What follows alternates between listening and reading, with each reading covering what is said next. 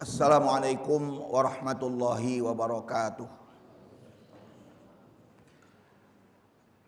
Alhamdulillahirabbil alamin wal aqibatu lil muttaqin wala udwana illa 'alal zalimin. Asyhadu an la ilaha illallah wahdahu la syarikalah. Iyyahu na'budu wa iyyahu nasta'in wa asyhadu anna Muhammadan 'abduhu wa rasuluh arsalahu Allahu rahmatan lil alamin. Allahumma salli wa sallim wa barik ala sayyidina Muhammad wa ala alihi wa ashabihi wa dzurriyyatihi ajmain. Bapak dan Ibu sekalian, jamaah salat subuh Masjid Al-Muhajirin rahimakumullah. Marilah kita awali dengan memanjatkan puji syukur kehadirat Allah Subhanahu wa taala atas limpahan nikmat izin buat kita semua pada pagi ini. Allah Subhanahu wa taala masih memberikan kesempatan kepada kita semua untuk bersama-sama kita melaksanakan sholat subuh berjamaah di rumahnya Allah ini, sekaligus kita mengikuti ta'lim. Mudah-mudahan seluruh rangkaian ibadah kita pada hari ini Allah Subhanahu wa taala meridhai untuk kita semua. Salawat dan salam semoga terlimpah untuk Rasul kita yang terakhir, Nabi kita Muhammad sallallahu alaihi wasallam, dan mudah-mudahan pula terlimpah untuk keluarga Rasulullah, para sahabat, tabi'in, tabi'ut tabi'in, insyaallah termasuk kita sekalian hingga akhir zaman. Bapak dan Ibu sekalian, seperti yang sudah saya sampaikan pada bulan yang lalu, kita akan membahas hal-hal yang berkaitan dengan masalah kunut yang menjadi pertikaian di kalangan para ulama itu sendiri. Kita berikan tema pada lembar fotokopi yang sudah ada, yaitu kunut dan permasalahannya. Bapak dan Ibu sekalian, masalah kunut ini kita memang menjadi sebuah polemik yang tidak ada habis-habisnya. Bahkan seringkali ya masalah-masalah seperti ini menjadi perpecahan di kalangan umat Islam itu sendiri. Namun dengan sikap kedewasaan umat Islam yang didasari dengan ilmu yang terus-menerus didapatkan atau yang dikaji, sehingga kita hal-hal yang seperti ini tidak menjadikan kita terpecah belah ya, sehingga akhirnya hilanglah kekuatan dari umat Islam itu sendiri. Ada 3 pokok bahasan yang ingin saya sampaikan dalam masalah ini, dalam tema kunut dan permasalahannya. Yang pertama kaitannya dengan apa arti kunut itu sendiri. Ini kadang-kadang kita sendiri tidak tahu apa makna atau arti dari kunut itu sendiri. Kemudian yang kedua kaitannya dengan mengapa terjadi perselisihan atau perdebatan untuk menetapkan tentang adanya kunut di sini. Nah, ini yang kita pahami pada poin yang kedua seperti itu. Dan kemudian yang ketiga adalah bagaimana akhirnya kita menyikapi tentang kunut itu sendiri.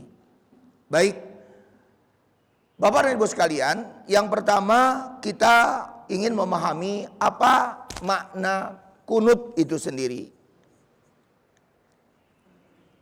Al-kunut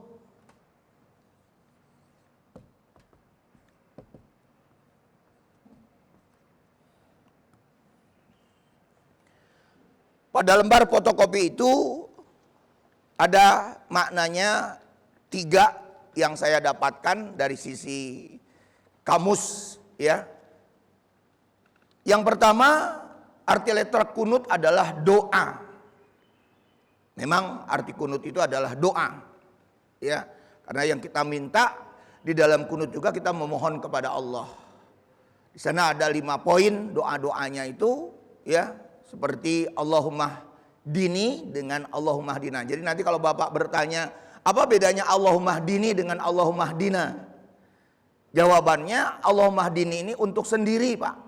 Sedangkan Allahumma hdina itu untuk rame-rame. Jadi perubahan dari sisi personal pronouns atau kata ganti orang. Ya, kata ganti orangnya Allahumma hdini untuk diri sendiri, sedangkan Allahumma hdina untuk bersama-sama. Jadi kalau misalnya kita mengikuti sholat berjamaah dalam waktu sholat subuh, maka tidak boleh sang imam itu membaca Allahumma hdini, melainkan harus dibaca Allahumma hdina. Kenapa? Tidak boleh seorang imam membaca Allahumma hdini di dalam berdoanya itu.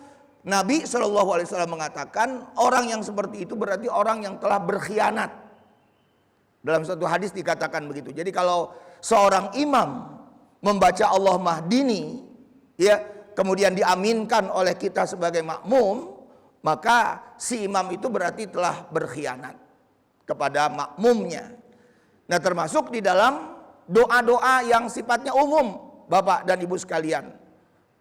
Ya, kita melebar sedikit, termasuk kalau kita juga membaca doa-doa yang sifatnya umum, seperti misalnya Bapak mengaminkan sebagai jamaah atau sebagai makmum, ya.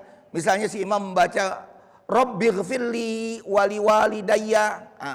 Itu berarti si pemimpin doa itu telah berkhianat kepada jamaahnya. Maka tidak boleh dibaca Rabbighfirli ketika bersama-sama, melainkan Rabbanaghfir lana dzunubana.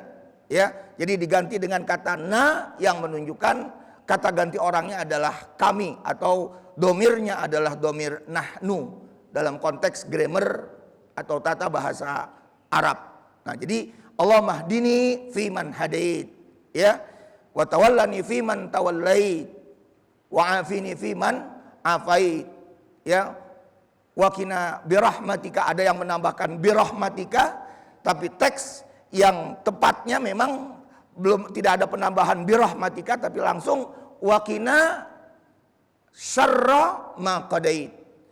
Ya, tidak ada penambah, tapi sebagian ulama membolehkan untuk menambahkan birahmatika, untuk ditambahkan tidak langsung dari waqina syarra, tapi waqina birahmatika syarra ma qadait, dan seterusnya.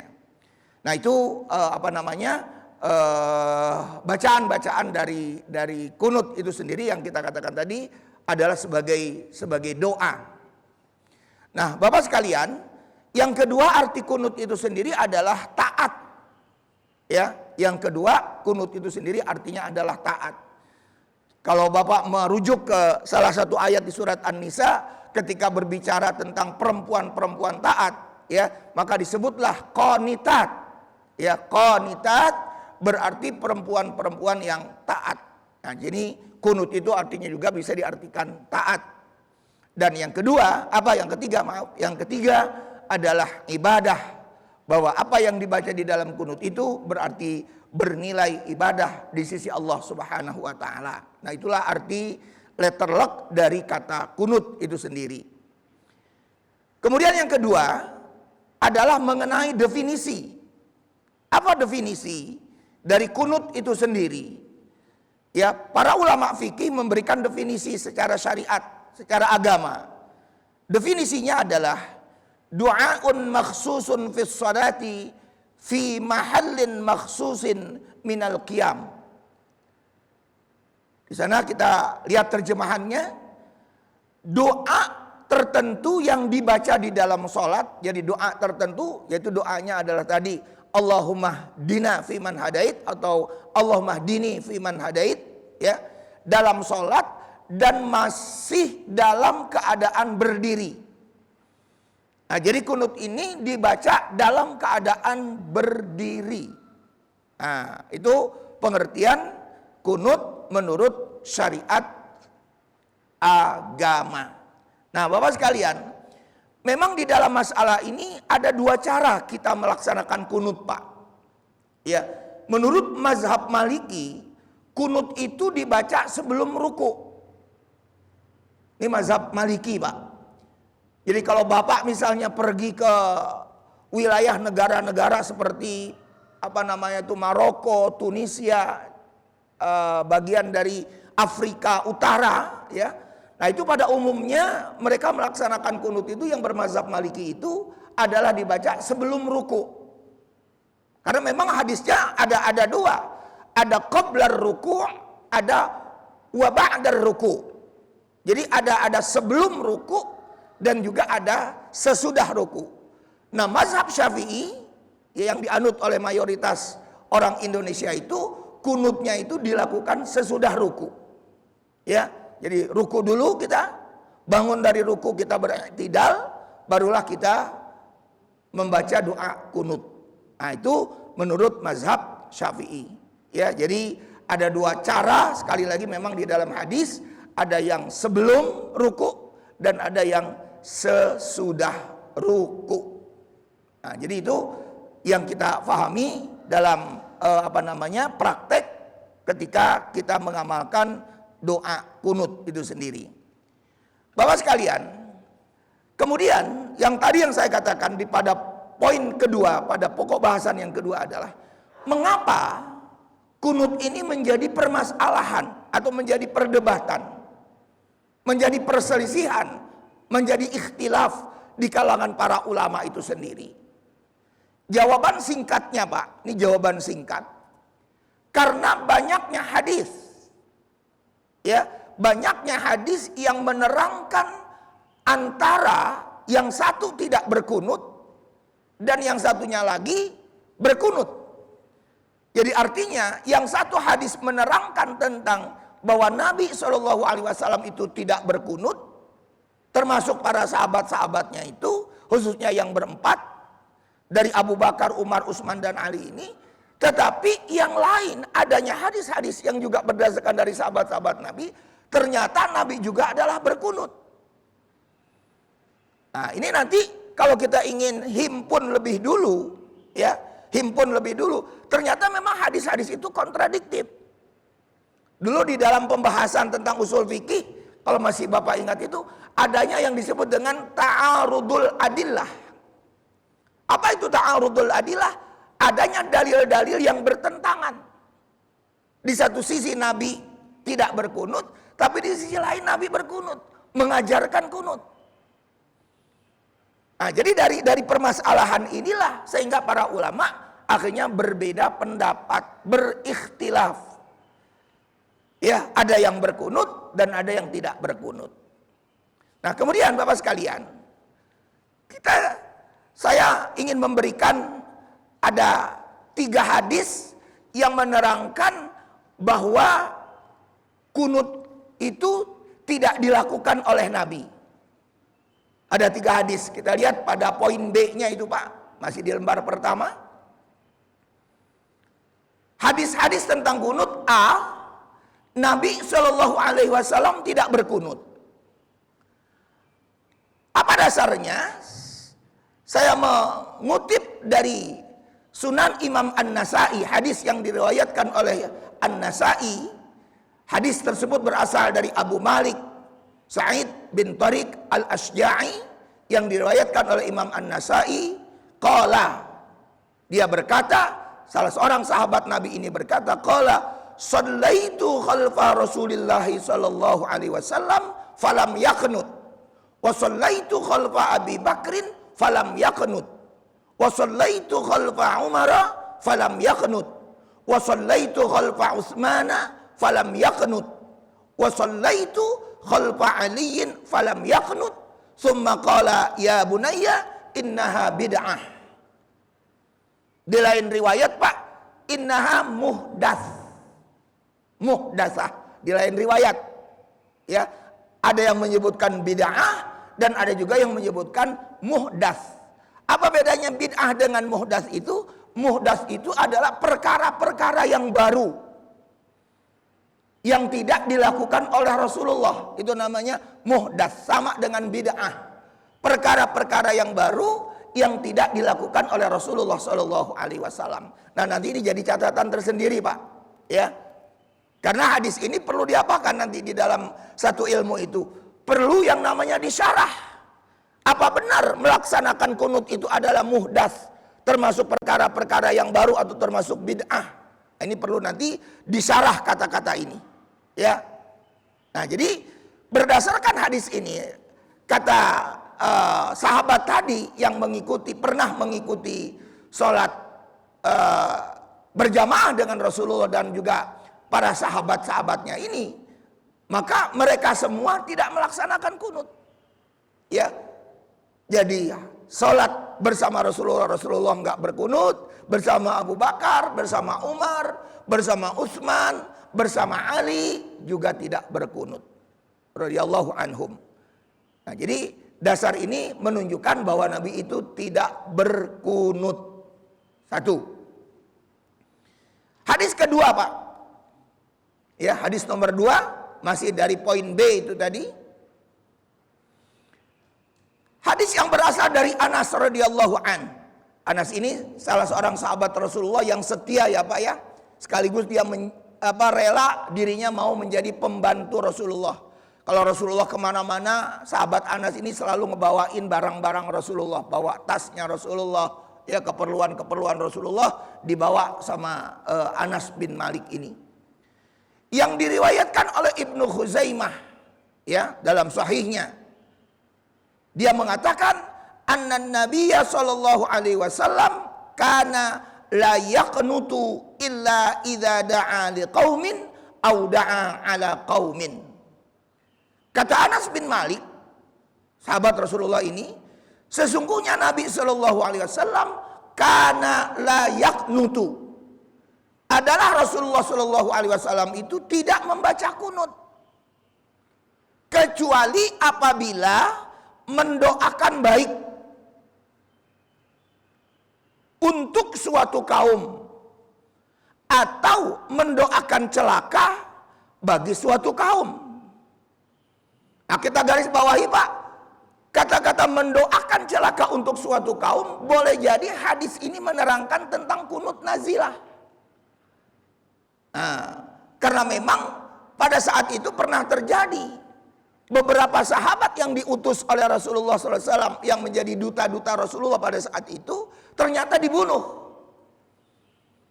Mendengar berita yang seperti ini, akhirnya Rasulullah SAW menyuruh untuk melakukan kunut nazilah. Nah, jadi boleh jadi hadis ini menerangkan kunut nazilah, boleh jadi. Tapi kalau dikatakan lagi tadi mendoakan kebaikan atau mendoakan yang baik di sini untuk suatu kaum, boleh jadi ini juga adalah kunutnya kunut subuh. Karena kunut subuh itu sendiri kan isinya yang 5 poin itu tadi, itu semuanya mengandung kebaikan. Allahumma hdini fiman hadait. Ya Allah, tunjukilah aku. Allahumma hdini fiman hadait, pada orang yang engkau telah beri petunjuk. Fiman hadait. Wa afini fiman afait, dan sehatkanlah batinku, rohaniku, ya, pada orang yang engkau telah sehatkan rohaninya. Nah, jadi ini semua mengandung kebaikan-kebaikan sampai 5 poin yang kita sebutkan tadi itu. Nah, jadi ini penekanannya demikian di hadis kedua. Tapi intinya kalau kita perhatikan di hadis kedua ini pun Nabi juga nggak berkunut. Ya. Kemudian yang ketiga Pak, hadis yang ketiga. Hadis yang ketiga yang juga berasal dari Anas radhiyallahu an, yang diriwayatkan oleh Imam Al-Bukhari dan Imam Muslim dalam sahihnya, Sahih Al-Bukhari dan Sahih Muslim. Dia mengatakan, Anas mengatakan, annan Nabiyya sallallahu alaihi wasallam qanata syahran ba'da ruku'i yad'u ala ahya'in minal arabi summa tarakahu. Sesungguhnya Nabi sallallahu alaihi wasallam qanata syahran. Kalaupun Nabi itu telah berkunut, tapi berkunutnya cuma sebulan, Pak. Nah, jadi Nabi juga berkunut, tapi kunutnya sebulan. Ba'dar ruku', yang dilakukan kunut itu sesudah ruku'. Ada ahya'in minal Arab, yang pada saat itu Rasulullah SAW ingin mendoakan sesuatu yang jelek dari wilayah-wilayahnya orang-orang Arab yang telah mendurhakai atau menghalang-halangi umat Islam. Summa tarakahu. Kemudian Rasulullah SAW meninggalkannya. Jadi berkunut sebulan, setelah sebulan Nabi meninggalkannya. Nah, yang menjadi pertanyaan di kalangan nanti mazhab Syafi'i, apakah berkunut itu harus sepanjang tahun? Seterusnya begitu, itu pertanyaan kita. Padahal di sini prakteknya Rasulullah SAW yaitu hanya sebulan. Lalu dipahami lagi oleh para ulama. Yang dimaksud kunut di sini adalah kunutnya kunut nazilah. Yang saya sudah kemukakan tadi. Jadi kunut nazilah itu dilakukan ketika umat Islam itu ditindas. Ya, ketika umat Islam itu dibantai. Dan seterusnya, maka disitulah kita dianjurkan untuk berkunut, kunut nazilah. Maka nanti kita harus bedakan, Pak. Di kalangan ulama fikih berarti kunut itu kita bagi menjadi 3. Satu kunut subuh, yang kedua kunut nazilah, dan yang ketiganya kunut witir. Nah, jadi kunut witir itu sendiri dilakukan dalam praktek-prakteknya. Terjadi 2 pendapat di sini, Pak. Ada yang mengatakan setengah bulan atau 14 hari menjelang akhir Ramadan sampai akhir Ramadan. Ada yang mengatakan juga 10 hari menjelang akhir Ramadan.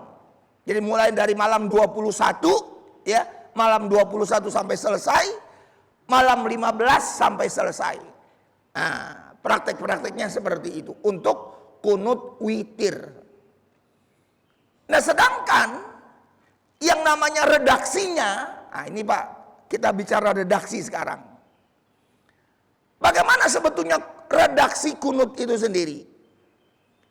Redaksi atau kalimat dalam kunut nazilah secara baku tidak ada dasarnya dari Rasulullah SAW. Tidak ada dasarnya. Secara baku tidak ada. Redaksi saya katakan, Pak, untuk kunut nazilah. Tinggal nanti kita bedakan saja. Kalau kondisinya di mana, seperti kita kemarin beberapa waktu yang lalu, surat edaran yang disampaikan oleh Majelis Ulama Indonesia, kita disuruh melakukan kunut nazilah berkaitan dengan apa? Dibantainya umat Islam di Palestina oleh Zionis itu di awal-awal bulan Oktober 2023, tepatnya tanggal 7 Oktober 2023 yang lalu itu, kita disuruh untuk melakukan kunut. Tapi apa redaksi dalam kunut nazilah? Tidak ada yang baku disampaikan oleh Rasulullah SAW. Makanya beda-beda nanti, Pak. Ketika seorang imam yang mau melaksanakan kunut nazilah itu redaksinya nggak sama. Ada yang cukup, misalnya Allah mansur, ya, fi Palestin, ikhwanana fi Palestin misalnya. Ya Allah tolonglah saudara-saudara kami itu di Palestina. Nah, dan seterusnya dan seterusnya. Redaksi-redaksi itu berarti memang tidak sama. Maka memang tidak ada yang baku yang disampaikan oleh Rasulullah SAW dalam melaksanakan kunut nazilah. Nah, sedangkan yang begitu juga kunut witir. Nah, kunut witir itu mengacu lagi kepada kunut subuh. Ya, yang diajarkan oleh Rasulullah kepada cucunya, yaitu Al Hasan, putra dari Sayyidina Ali bin Abi Thalib radhiyallahu anhuma. Di mana Hasan pada saat itu diajarkan oleh kakeknya, oleh Rasulullah SAW, yu'allimuna, katanya, kami diajarkan dengan membaca yang Bapak baca di waktu kunut subuh itu, Allahumma hdini fiman hadait wa afini fiman afait, dan seterusnya. Nah, jadi redaksi-redaksinya dalam masalah seperti tadi demikian. Jadi kunut itu dibagi 3. Ada kunut subuh, ada kunut nazilah, dan ada kunut witir pada sholat witir di bulan Ramadan.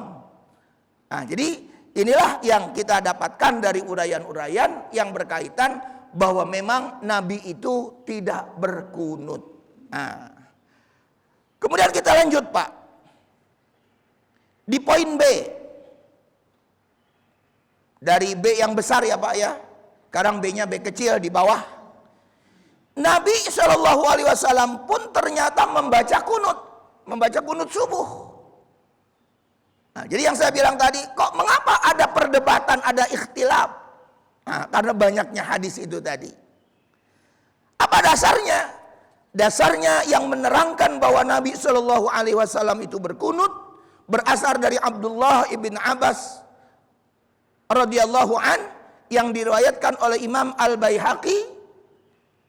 Kata Abdullah bin Abbas, dia berkata, qala kana Rasulullah sallallahu alaihi wasallam yu'allimuna du'aan nad'u bihi fil qunuti min salatis subhi. Kita lihat terjemahannya di halaman kedua, Pak, di lembar kedua.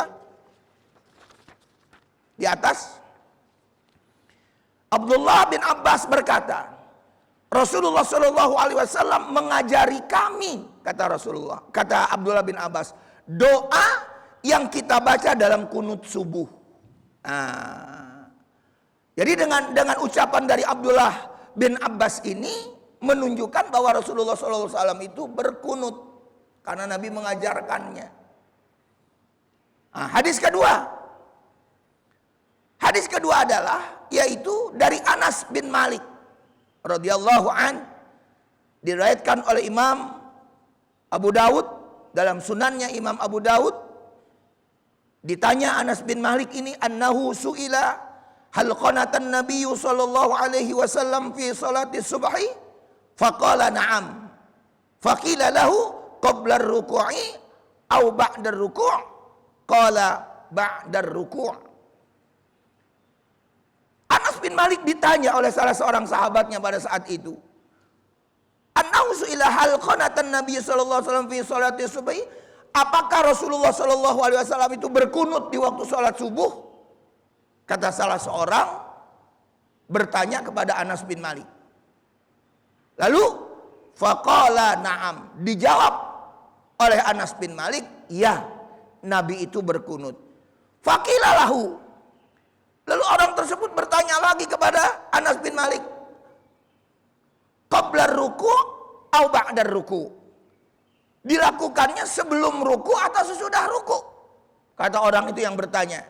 Dijawab oleh Anas, qala ba'da ruku', yaitu sesudah ruku'. Nah, ini yang kita praktekkan. Sekali lagi yang saya bilang tadi, menurut mazhab Syafi'i, bahwa kunut itu dilakukan oleh Rasulullah SAW, namun dilakukannya adalah sesudah ruku. Dan Bapak sekalian, sekali lagi, saya hanya mengutip cuman kurang lebih 5 hadis ini. Pada dasarnya hadis-hadis ini banyak, Pak. Catatan nih, Pak, ya. Jadi jangan nanti Bapak menganggap cuman 5 hadis doang yang saya kemukakan. Pada dasarnya hadisnya puluhan, Pak. Ya, hadisnya itu banyak, puluhan, ya, yang menerangkan dari dua sisi yang saya bilang tadi, antara Nabi tidak melakukan kunut dan Nabi melakukan kunut. Nah, jadi sekali lagi semuanya itu ada hadis, maka pantaslah akhirnya terjadi pertikaian pendapat di kalangan para ulama. Yang sebabnya adalah saya katakan tadi, karena banyaknya hadis yang bertentangan antara yang satu dengan yang lainnya. Bapak sekalian, kemudian di poin C, Pak, bagaimana ulama-ulama mazhab, pendiri-pendiri mazhab, ya, di dalam memberikan statement-statementnya tentang kunut ini. Kita lihat, pertama adalah mazhab Hanafi. Sekali lagi, mazhab Hanafi asalnya dari Kufah, ya Pak, dari Irak. Dan saya pernah sampaikan bahwa mazhab Hanafi ini lebih cenderung kepada mazhab yang kita sebut dengan rasionalitas. Ya. Jadi orang-orangnya itu mendahulukan akal. Ya, ini mazhab Hanafi. Apa dikatakan? Bahwa tidak disunnahkan membaca kunut dalam sholat subuh karena hukumnya kunut telah dinasakh, direvisi, dihapus. Nah, jadi boleh jadi kata Imam Hanafi, saya tidak menganggap bahwa kunut itu adalah sunnah, dianjurkan di dalam Islam, melainkan kunut itu hukumnya sudah dinasakh. Kalau Bapak masih ingat, kembali lagi saya bilang tadi, ketika kita dulu pernah membahas materi usul fikih, ada yang namanya nasikh mansuh. Tapi saya mengartikan nasikh mansuh itu adalah revisi, bukan penghapusan. Kalau Bapak masih ingat dulu, ya. Jadi ada yang dihapus, kata Imam Hanafi ini. Jadi boleh jadi hadis-hadis yang menerangkan tentang apa? Tentang Nabi berkunut itu sudah dihapus, sudah dinasakh menurut Imam Hanafi. Tapi Pak, untuk meneliti tentang kaidah nasikh mansuh ini nggak gampang. Nggak gampangnya bagaimana Pak? Harus menghimpun hadis-hadis mana yang duluan, mana yang belakangan. Kan adanya penghapusan atau adanya revisi itu kan harus ada, kita lihat mana hadis yang duluan, mana hadis yang belakangan. Ini nggak mudah, ya, untuk bisa melakukan metode untuk nasikh mansuh ini nggak mudah. Nah, jadi di dalam masalah ini kata Imam Hanafi, dia tidak berkunut, maka hukumnya sudah dinasakh, sudah direvisi dengan hadis yang belakangan menurut Imam Hanafi, yaitu Nabi SAW tidak berkunut. Tapi Pak, kata Imam Hanafi ini Pak, Imam Hanafi membolehkan berkunut hanya di sholat witir. Membolehkan kunut hanya di sholat witir. Kenapa? Pertanyaannya kenapa? Karena mazhab Hanafi, sholat witir itu termasuk sholat yang wajib. Kalau kita kan cuma 5 Pak. Subuh, zuhur, asar, maghrib, isya. Imam Hanafi itu tak satu lagi Pak, jadi 6, witir. Witir itu wajib. Mazhabnya Hanafi. Maka kalaupun juga mau berkunut, jadi kunutnya adalah di sholat witir. Menurut mazhab Hanafi, ya. Nah, di sini kita lihat dasar yang dikemukakan oleh mazhab Hanafi itu, hadisnya adalah atau dalilnya annahu sallallahu alaihi wasallam qanata fi salatil fajri syahron thumma tarakahu. Sesungguhnya Rasulullah sallallahu alaihi wasallam membaca kunut di waktu salat subuh itu selama sebulan lalu meninggalkannya. Nah, kata-kata meninggalkannya tapi jadi nggak dilakukan. Nah, itu mazhab Hanafi. Yang kedua, mazhab Maliki. Mazhab Maliki bahwa kunut itu disunahkan. Jadi disunahkan membaca doa kunut dalam sholat subuh sebelum ruku. Nah, yang saya sudah kemukakan tadi Pak. Jadi praktek dari Imam Malik, ya, sebagai bentuk amalan dari orang-orang Madinah. Sekali lagi Pak, Imam Malik ini hidupnya di Madinah, ya Pak ya. Jadi bagaimana amalannya orang-orang Madinah itu diketahui oleh Imam Malik. Yaitu dilakukan sebelum ruku. Sedangkan Imam Syafi'i saya bilang tadi sesudah ruku. Nah, dalilnya di sini kita membaca doa kunut sebelum ruku. Nah, dari mazhab Maliki. Kemudian yang ketiga. Yang ketiga adalah mazhab Syafi'i. Mazhab Syafi'i berpendapat bahwa kunut itu disunahkan dalam sholat subuh sepanjang tahun. Jadi nggak berhenti-berhenti Pak. Untuk kunut subuh itu sepanjang tahun nggak berhenti-berhenti. Setiap sholat subuh kunut. Menurut mazhab Syafi'i. Nah Bapak sekalian, saya ingin tambahkan Pak dalam konteks mazhab Syafi'i ini. Kalau memang mazhab Syafi'i ini sudah berpendapat disunahkan, maka orang yang sudah terbiasa melaksanakan dan berpendapat seperti mazhab Syafi'i ini, ketika dia tidak melaksanakan kunut, maka dia harus mengganti dengan sujud sahwi. Nah, ini mazhab Syafi'i loh Pak, saya katakan. Saya ulangi sekali lagi. Ketika orang itu sudah berpendapat tentang mazhab Syafi'i ini, termasuk apa yang dikemukakan oleh Imam Syafi'i di dalam kitabnya Al-Um, di dalam kitab fikihnya Al-Um itu, kata mereka, orang yang sudah berpendapat bahwa kunut itu adalah disunahkan menjadi sunnah, lalu kemudian tidak melaksanakannya, maka dalam masalah ini dia harus mengganti sujud sahwi. Apa alasannya? Nah, alasannya kata mazhab Syafi'i, Karena kunut itu adalah termasuk sunnah ab'ad. Sunnah terbagi dua Pak, praktek-prakteknya di dalam sholat itu. Ada sunnah ab'ad, ada sunnah hayat. Sunnah ab'ad itu sunnah apa? Sunnah ab'ad itu adalah sunnah-sunnah yang hukumnya adalah sunnah muakkadah. Kalau ditinggalkan karena terlupa itu sunnah muakkadah. Jadi menurut mazhab Syafi'i bahwa kunut itu adalah sunnah muakkadah. Kalau ditinggalkan dia harus diganti dengan sujud sahwi, sama seperti kita kalau meninggalkan tasyahud awal, tahiyat awal Pak. Jadi kalau Bapak salat kemudian tidak melakukan tidak melakukan tahiyat awal, maka Bapak nanti sebelum salam harus melaksanakan sujud sahwi. Pembahasan sujud sahwi pernah kita bahas pada waktu-waktu yang lalu. Ya, nah jadi ini sekali lagi mazhab Syafi'i memang demikian. Maka pernah terjadi permasalahan yang seperti dialog. Mengapa orang yang nggak berkunut atau yang meninggalkan kunut akhirnya dikenai sujud sahwi? Ya, maka jawabannya seperti tadi. Sekarang yang menjadi pertanyaan kita itu, apakah kunut itu masuk ke dalam sunnah ab'ad atau sunnah hayat? Kalau sunnah hayat itu sunnah-sunnah yang biasa Pak, ya, yang kalau ditinggalin nggak apa-apa. Kalau sunnah ab'ad itu kalau ditinggalin tadi konsekuensinya harus melaksanakan sujud sahwi.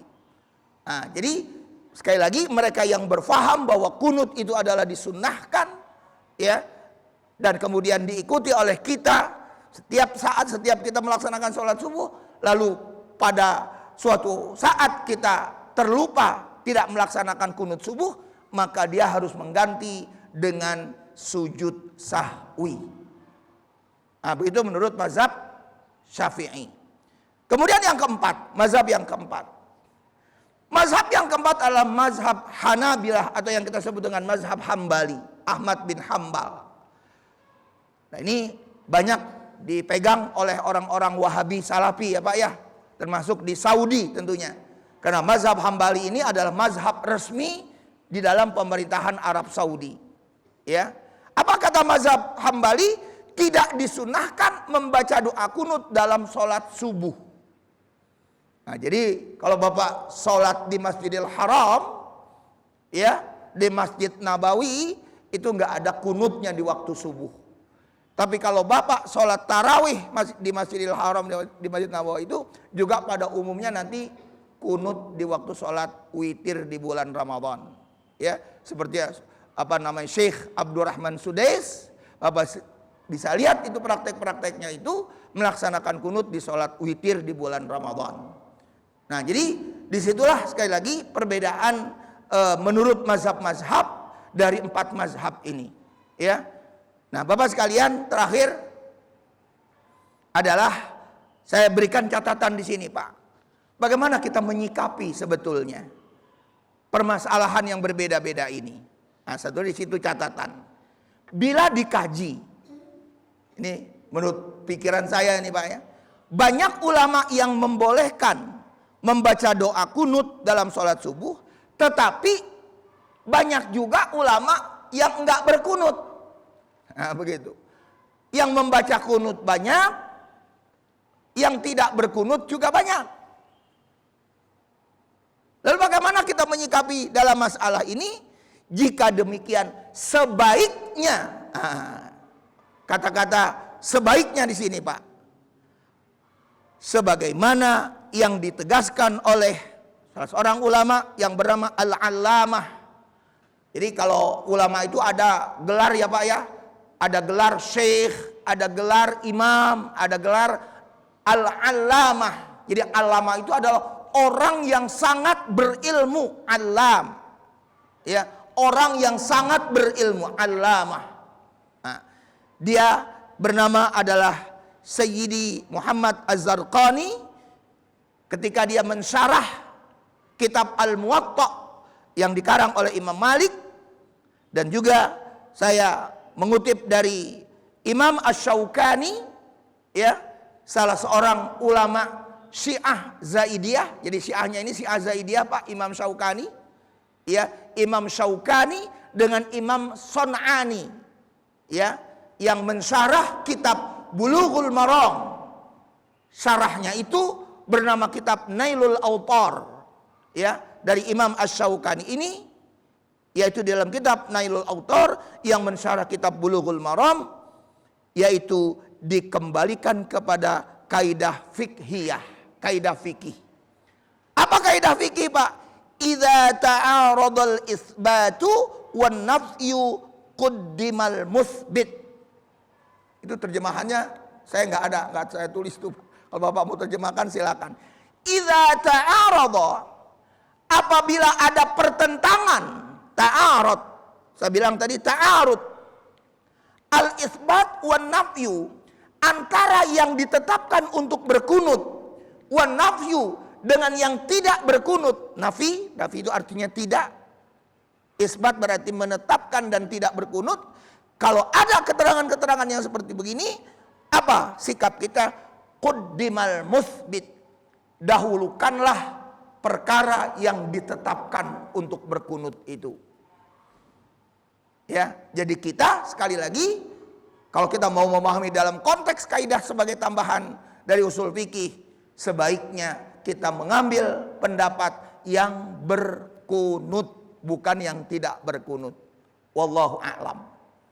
Ya, ini kajian fikih, sekali lagi kajian yang memerlukan pemikiran, ya, dan memang tidak mudah, dan semuanya kita kembalikan kepada Allah dan Rasulnya Shallallahu Alaihi Wasallam. Fa in tanaza'tum fi syai'in farudduhu ilallahi war Rasul.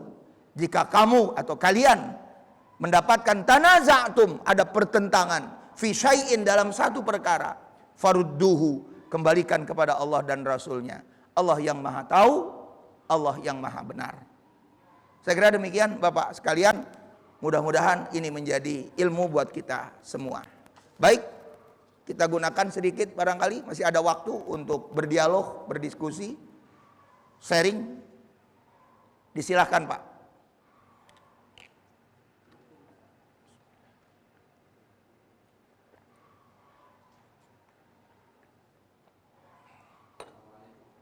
Waalaikumsalam. Ya.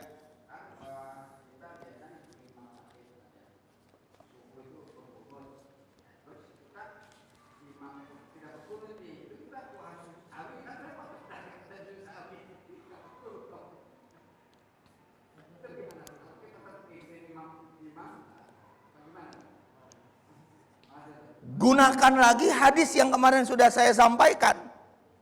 Apa hadis yang sudah saya sampaikan pada bulan kemarin itu, Pak? Innama ju'ilal imamu liyutamma bih. Sesungguhnya dijadikan imam itu untuk diikuti.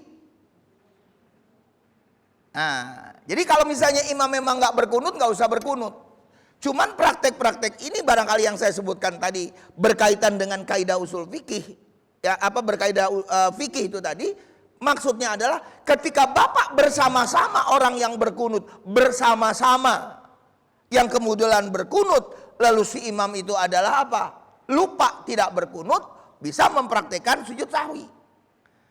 Tapi kalau Bapak sendirian, pada dasarnya masjid dan imamnya ini adalah tidak berkunut, lalu Bapak sendirian akhirnya apa? Berkunut, itu namanya nggak ngikutin imam.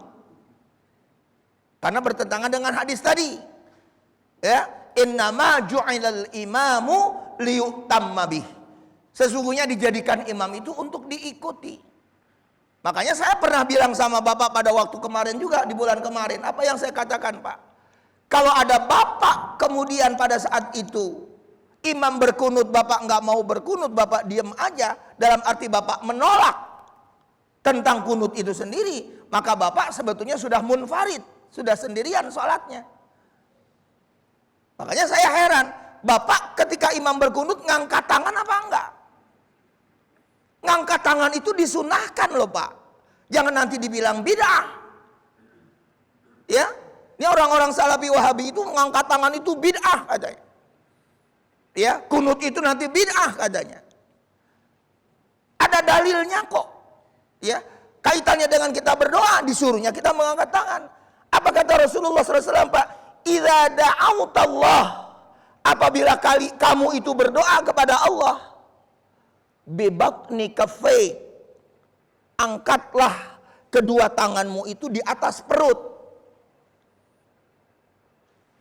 sejajar dengan dada di atas perut. Ditambahkan oleh sebagian ulama, Pak, ini ditambahkan oleh sebagian ulama, jangan direnggangin begini, kecuali nanti dalam sholat istisqa, usahakan rapet, Pak, supaya nggak bocor. Nah, betul, ini anjuran ulama ya, anjuran ulama saya bilang, bukannya hadis Nabi, tapi mengangkat tangannya ada hadis, ya, mengangkat tangan, karena kunut itu tadi saya katakan artinya adalah doa. Yang namanya doa minta, tanda minta ini begini, bukannya begini ya Pak ya.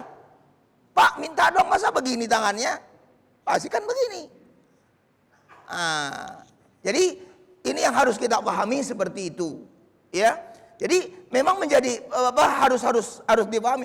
Kalau memang dia itu mau ikut imam yang berkunut, maka dia harus berkunut. Jangan sampai nanti dia tidak berkunut, ya. Nah, ini menyalahi hadis Nabi yang saya bilang tadi, innama ju'ilal imam liyu'tamma bih. Sesungguhnya dijadikan imam itu untuk diikuti. Nah, orang yang nggak mengikuti imam atau berjamaah berarti dia sudah munfarid, sudah pecah, sudah mufarokoh, sudah terpisah dari berjamaah, itu sudah terpisah. Nah, jadi itu pemahaman yang harus kita pahami seperti demikian. Ya kalau imamnya nggak berkunut, ya kita nggak berkunut. Juga jangan paksain harus berkunut. Nah, cuma memang saya tambahkan lagi Pak ya, sedikit tambahan. Dalam mazhab Syafi'i, apakah setelah berkunut itu kita mengusap muka? Itu pertanyaannya. Khusus untuk doa di dalam kunut subuh itu makruh hukumnya mengusap muka. Jadi jangan mengusap muka. Kalau kita memang berkunut bla bla bla selesai, udah langsung sujud. Jangan mengusap muka. Nah, karena mengusap muka itu hukumnya makruh. Tetapi kalau Bapak berdoa dalam doa-doa yang umum sifatnya, silahkan. Memang juga itu ada hadisnya. Famsah wajhaka bihima. Lanjutan dari hadis yang saya sebutkan tadi. Famsah, maka usaplah bihima, dengan dua tanganmu itu, wajhaka, mukamu. Dalam selain doa kunut. Tapi ketika Bapak itu melaksanakan doa kunut, ya, maka makruh hukumnya untuk mengusap muka. Demikian mazhab Syafi'i mengatakan seperti itu. Ya, saya kira itu Pak. Ya. Assalamualaikum. Waalaikumsalam.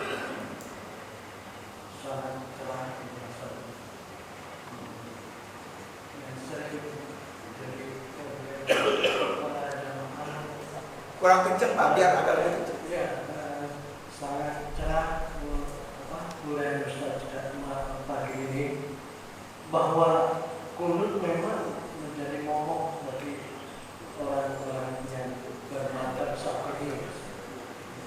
Artinya bahwa di akhir catatan Ustaz itu tadi bilang bahwa harus mengikuti ulama yang serta rutin. Pertanyaannya adalah al-ulama'u warasatul anbiya. Ulama adalah pewaris manusia. Itu hadis atau bukan?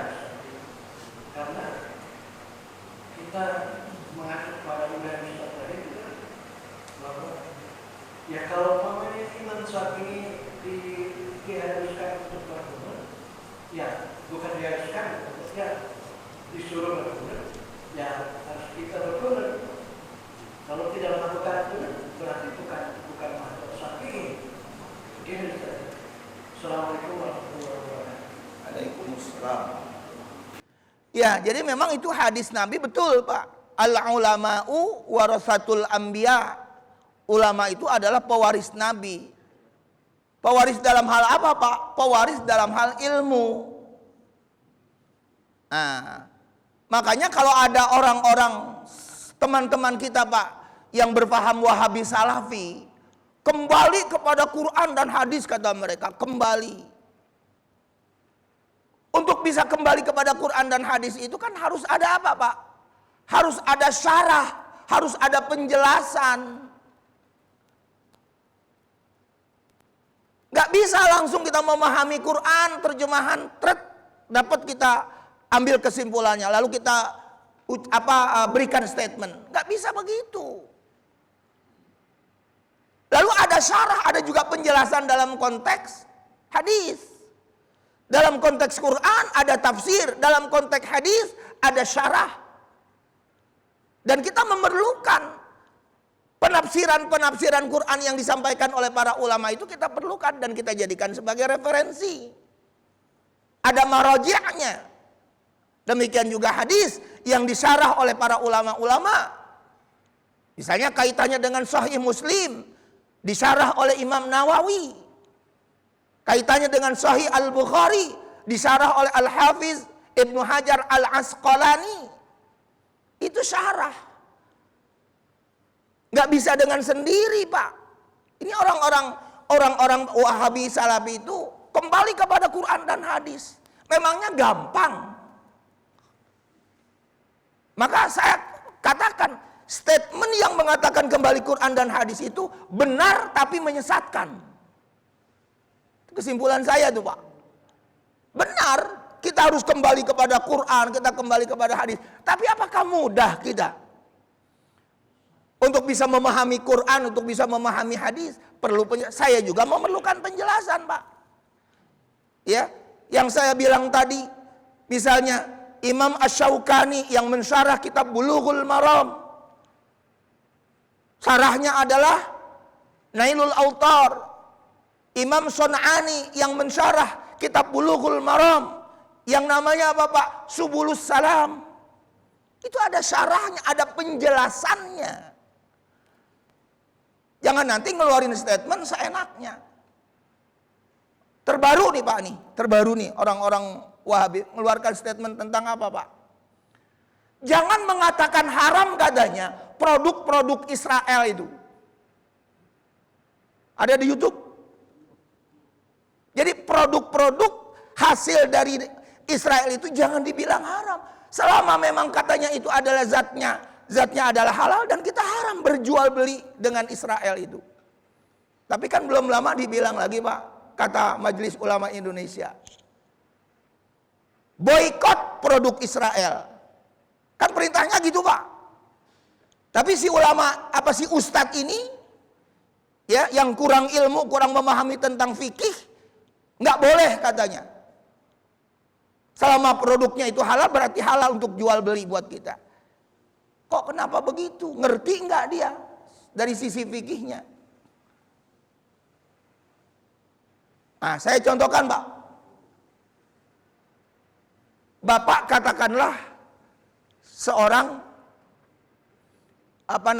empu, seorang pembuat golok, pembuat keris, pembuat pisau.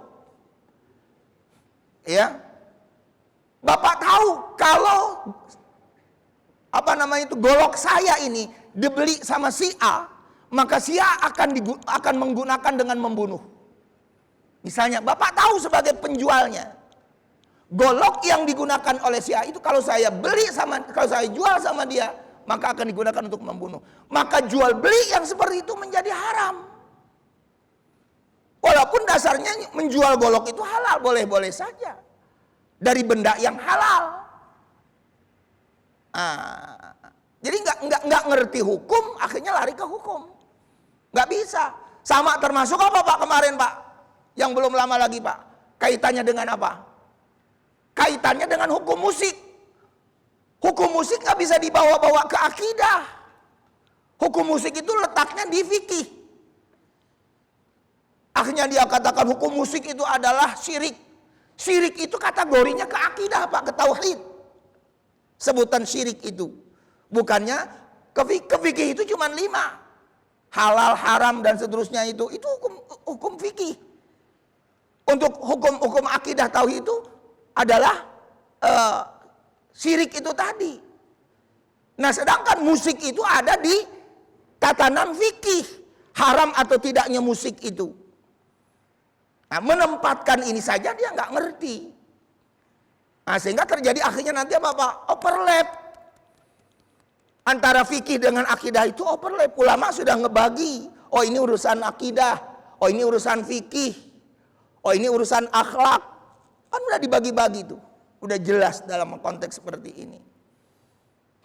Nah, jadi termasuk juga tadi sekali lagi dalam masalah ini bahwa si ulama tersebut kalau memang kita meyakini dan memang diakui, saya sering bilang Pak, kompetensi di bidang ilmu agamanya, ya dia mahir, dia memang bisa. Lalu ada apa Bu? Ada pemahaman kapabilitas. Tidak hanya dia memahami secara tekstual, tetapi dia memahami secara intisari ataupun secara tersirat. Tidak hanya tersurat, tapi tersiratnya pun dia paham. Kalau memang ulama itu memang punya kompetensi di bidang ilmunya seperti begitu, kita akui. Makanya tadi saya bilang, ulama-ulama itu dibagi gelar-gelarnya Pak. Ada syekh, Imam Al-Ghazali. Gelarnya apa Pak? Hujjatul Islam. Apa itu Hujjatul Islam? Argumentatif Islam. Dia orang yang mempunyai argumen yang hebat. Karena ketika itu dihadapkan dengan orang-orang apa?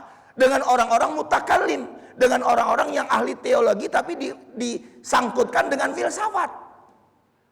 Maka ketika Al-Ghazali dihadapkan dengan orang-orang filosof-filosof dari Eropa, dari Yunani pada saat itu, maka Imam Al-Ghazali yang menghadapinya. Ya, maka Imam Al-Ghazali disebutlah Hujjatul Islam. Ibnu Taimiyah disebut Syekhul Islam, Syekh. Ya, tadi yang saya bilang Az-Zarqani disebut dengan Al-Allamah. Al-Allamah. Apa itu Al-Allamah? Orang yang sangat berilmu, sangat amat berilmu. Tadi saya bilang lagi Pak, Ibnu Hajar Al-Asqalani, apa ininya? Ininya disebut gelarnya adalah Al-Hafiz. Apa itu Pak Al-Hafiz? Orang yang penghafal hadis. Bayangin Pak, Al-Hafiz Ibnu Hajar Al-Asqalani itu hafal hadisnya 300.000 hadis. 300.000 Pak, bayangin. Ya. Kita sebut lagi Imam Ahmad bin Hambal, Imam Syafi'i, Imam Malik. Kita menyebutnya imam. Kenapa? Karena mereka itu orang-orang yang memang hafal, berilmu, maka disebut imam. Imam Ahmad bin Hambal aja Pak, hafal hadisnya berapa Pak? Imam Ahmad bin Hambal yang kita sebut mazhab Hambali itu, hafal hadisnya Pak 1 juta hadis hafal. Kalau tadi Ibnu Hajar Al-Asqalani, salah seorang ulama pengikut dari Syafi'iyah, dia hafal 300.000 hadis. Ya. Al-Allamah Al-Malik, salah seorang ulama Saudi yang bermazhab Syafi'i, yang beberapa tahun lalu meninggal. Ya. Dia hafal itu Pak beberapa hadis dari Sahih Bukhari, Sahih Muslim, Kutubus Sittah. Sunan Abu Daud, Sunan Ibnu Majah, Sunan Nasai, Sunan At-Tirmidzi, dia hafal. Meninggal. Tapi orang-orang Wahabi mengatakan Al-Maliki itu adalah pembuat bid'ah. Padahal dia orang yang berilmu. Orang-orang Indonesia saja itu bergurunya ke sana. Ya. Nah, jadi seperti itu. Jadi hal-hal yang seperti ini yang harus kita pahami. Sehingga itulah yang tadi dikatakan makanya Pak hadis tadi, al-ulama'u warasatul anbiya. Ulama itu adalah pewaris Nabi. Apa yang diwariskan oleh Nabi Pak? Ilmunya, ilmu. Maka memahami Quran itu harus melihat rujukan lagi. Yang saya sebutkan tadi berkaitan dengan Quran adalah tafsir, berkaitan dengan hadis adalah syarahnya. Kalau sudah begitu nanti baru kita tahu. Dan kalau sudah begitu lagi Pak, nggak bikin statement sembarangan. Yang ada kan bikin statement sembarangan. Bikin Bapak juga pusing. Bapak juga pusing, saya yakin. Kalau ketika ada bikin statement yang seperti yang saya bilang tadi, nggak boleh kita mengharamkan produk-produk Israel selama itu memang zatnya adalah halal. Kita katakan di situ kan bahkan kita Majelis Ulama Indonesia menyuruh kita untuk memboikot produk-produk Israel itu. Nah, jadi permasalahan ini yang harus kita pahami, ya memang sekali lagi akhirnya ya tidak mudah. Pak Mukhtar, ada yang mau ditanya? Saya kira permasalahan ini ya kembali kepada hati kita udah kebebasan kita sebagai apa. Itu pertama. Kedua, saya 3 tahun di Baghdad, masjid-masjid yang dikelola oleh negara di sini lainnya sama ahli sunnah. Jadi sifatnya adalah mereka tetap mengadakan apa namanya.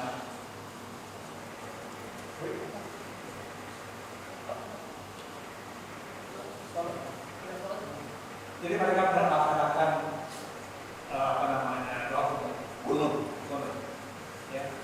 Tapi di masjid-masjid yang non pemerintah, yang dikelola pemerintah, itu sana imam itu sudah oleh pemerintah, ganti oleh pemerintah. Itu mereka terserah mereka. Ada perbedaan itu. Nah di sini maksud saya, ya ini itu karena ada hadisnya. Tidak akan pernah ada hadis. Saya sebagai mahasiswa waktu itu, saya anggota HMI, ya baca menemani ketua KPI itu waktu itu. Saya pernah melihat bukan mendengar, melihat apakah dengan Muhammadiyah dari itu dengan EKU bisa memberi toleransi. Jadi pada waktu imamnya adalah ketua KPI itu, dia pun dan pada waktu dia azan seperti sebagai tuan rumah, akan berkulut sebagai imam, berkulut.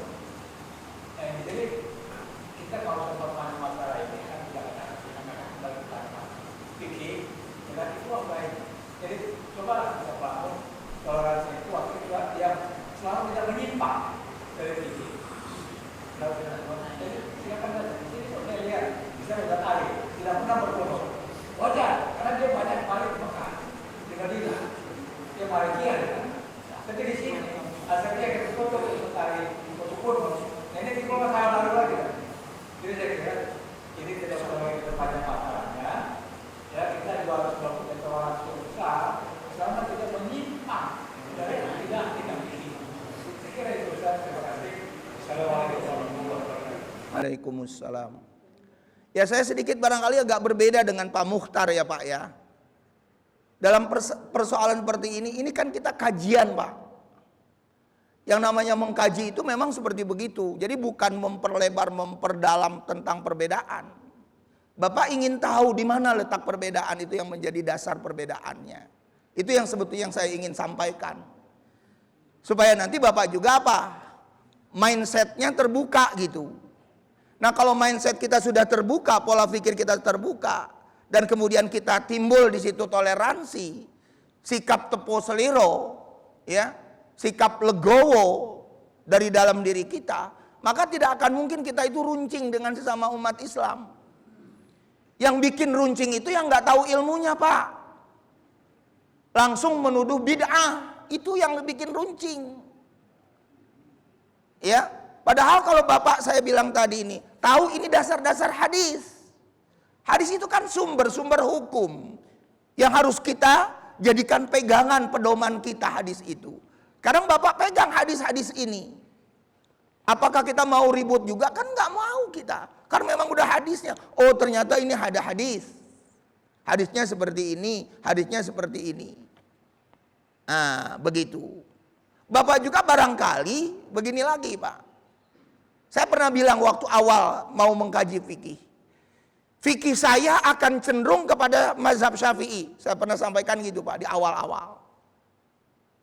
Tapi Pak kalau Bapak ngelihat biodata saya atau biografi saya ini dididik oleh kiai yang Muhammadiyah Pak. Bapak pahami kan orang Muhammadiyah kan nggak pakai kunut. Kiai saya, Kiai Haji SS Jam'an Jamil. Saya kebetulan sekolah agama di Muallimin di Senen Tanah Tinggi, Pak. Kalau Bapak di era-era tahun-tahun 70-an, 80-an sampai 90-an itu kan banyak tuh perempuan-perempuan yang seragam putih kuning perempuannya, Pak. Itu Kiai SS Jam'an Jamil, Sidi Sultan Jam'an Jamil itu selevel dengan Profesor Hamka. Selevel. Hamka dikenal orang Muhammadiyah yang tidak berkunut. Tapi saya juga berkunut. Kenapa saya berkunut, Pak? Karena saya mendalami. Belajar. Buka-buka buku lagi, buka-buka kitab lagi. Ngedengerin juga kiai-kiai lagi. Ada semacam muqaranah, ada semacam perbandingan. Ya, antara ulama yang satu dengan ulama yang ini bagaimana, di mana posisi letaknya ini. Akhirnya saya berambil kesimpulan. Kalau saya bilang tadi, saya ngikutin kiai saya yang mengajarkan agama di Muallimin di daerah Tanah Tinggi Senen itu, mau mau rel kereta agak sini sedikit ya. Kita sering bilang tuh Poncol, branding dengan STM Poncol dulu itu. Ya, yang tukang ribut ya Pak ya. Jadi kalau kita saya pahamnya Muhammad. Jadi kalau paham Muhammadiyah saya nggak berkunut, tapi saya nggak demikian juga. Nah, akhirnya kesimpulan saya oke. Yang kalau imamnya berkunut, saya juga ikut berkunut, ikut-ikut, amin. Allahumma hdina fi man hadait, amin. Saya ikut berkunut, saya ikut mengangkat tangan. Tapi kalau nggak berkunut, ya juga. Nah, itulah yang juga dipraktekkan oleh Profesor Hamka ketika menerima siapa, Pak? Kiai Haji Abdullah Syafi'i. Kiai Haji Abdullah Syafi'i itu kan orang ulama Betawi NU. Kiai Abdullah Syafi'i yang punya pesantren Asy-Syafi'iyah itu di Pondok Gede. Itu kan NU. Ketika dia menjadi imam, menjadi khotib di Masjid Al-Azhar Kebayoran Baru, itu di era-era 70-an, Pak. Ya, saya juga masih kecil barangkali ya. Nah, itu apa, Pak? Ketika dia datang, azannya 2 kali. 2, Pak. Apa? Imam maupun khotibnya dia. Dan Imam Pak Hamka, Prof Hamka ikut apa yang dilakukan oleh Kiai Haji Abdullah Syafi'i. Nah, itu toleran memang. Nah, tapi bagi kita sekarang ini, sekali lagi saya katakan tadi, kita sedang mengkaji supaya Bapak juga paham, oh ini yang menjadi latar belakang perbedaannya ada di sini. Oh begini. Nah, kalau sudah begitu terbuka nanti tuh. Apalagi kalau Bapak lagi nambah nanti baca-baca buku, tambahan-tambahan referensi. Enak, Pak, sebetulnya. Ilmu itu enggak apa, Pak? Ilmu itu enggak kaku ilmu itu. Ya, ilmu itu enggak jumud, kata para ulama. Ilmu itu berkembang. Jadi kalaupun katakanlah tadi Pak Muhtar mengatakan memperdalam permasalahan, bukannya memperdalam, mengkaji. Ini penyebabnya, ini masalahnya. Begitulah fikih yang saya katakan. Maka di awal-awal saya bilang, fikih yang saya akan sampaikan adalah fikih-fikih yang sifatnya kontroversi. Saya pernah sampaikan begitu dari awal tuh, saya katakan apa penyebutan fikih itu artinya seperti apa, saya sudah sebutkan. Kemudian juga diawali dulu dalam perkara niat. Saya beruntun loh tuh, Pak. Dari perkara niat, dari perkara Bapak membaca basmalah dalam Al-Fatihah, di situ juga jadi perdebatan. Dan seterusnya dan seterusnya. Termasuk kemarin belum lama juga saya sampaikan mengenai apa, Pak? Perbedaan antara laki dan perempuan dalam sholat.